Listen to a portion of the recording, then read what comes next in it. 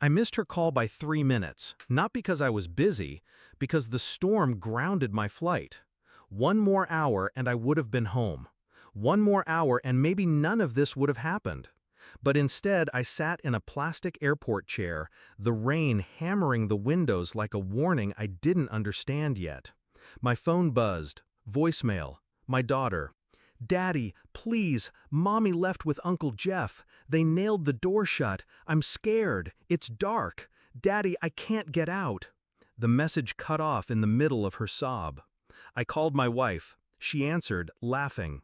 "I've hated her since the day she was born," she said, calm as glass. "So it all ends now." Then she hung up, and the silence felt louder than the storm outside. Hate. That's what she said. Not frustration, not exhaustion, hate. I sat there for a long time, staring at the reflection in the black screen of my phone. I didn't move, didn't speak. There had been signs. She never sang to her, never brushed her hair, only touched her when someone else was watching. I'd asked once, softly, "Are you okay?"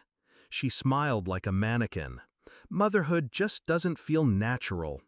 Natural. She used to blame hormones. Then she blamed me. Then she stopped blaming anything at all, started disappearing more, late nights at the office, Uncle Jeff picking her up. He wasn't her uncle, he wasn't family, he was her insurance policy, a way out. And I'd been the one paying the premiums. I couldn't get a rental, roads were closed. I waited until sunrise, then drove up the mountain myself. Tree limbs across the road, mudslides, cell signal dead. I got to the cabin just before the sheriff did, or what was left of it. Blackened beams, ash, and silence. I asked him, voice hollow, "Anyone inside?" He hesitated. "Hard to say yet. Fire started near the back.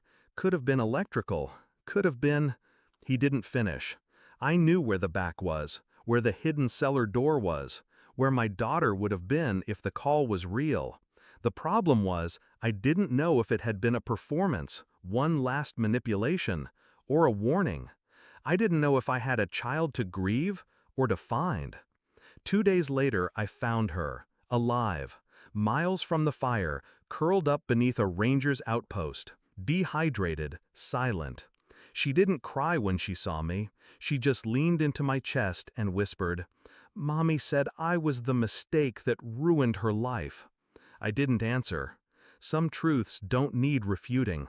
I took her to the hospital, didn't sleep for 2 days. When she finally did, I opened her mother's laptop, forgotten in the rush. Emails, hidden folders, plans. Jeff was in on it. They'd bought tickets, changed identities, a fake adoption certificate. The fire was meant to leave no questions, no evidence, no trace. But they underestimated the one thing they never understood: my patience.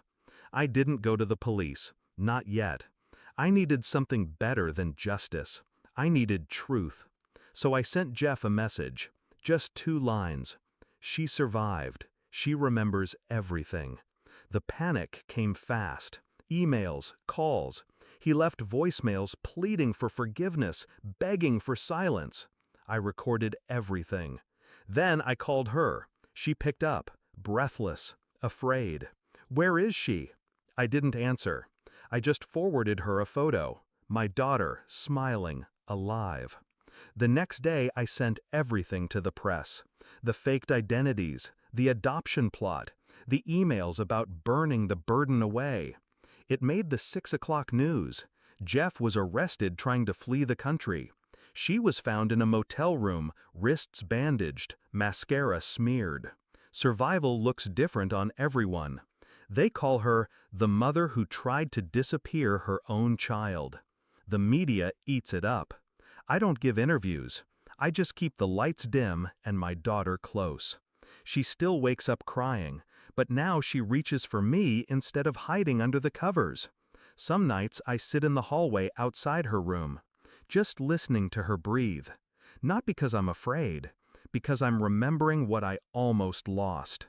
She asked once, "Why did Mommy do it?" I didn't lie. Some people hate what they can't control. I don't think I'll ever forgive myself for trusting her. But I made sure no one else ever will.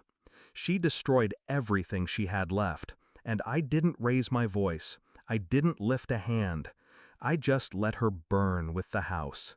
And this time, I didn't miss the call.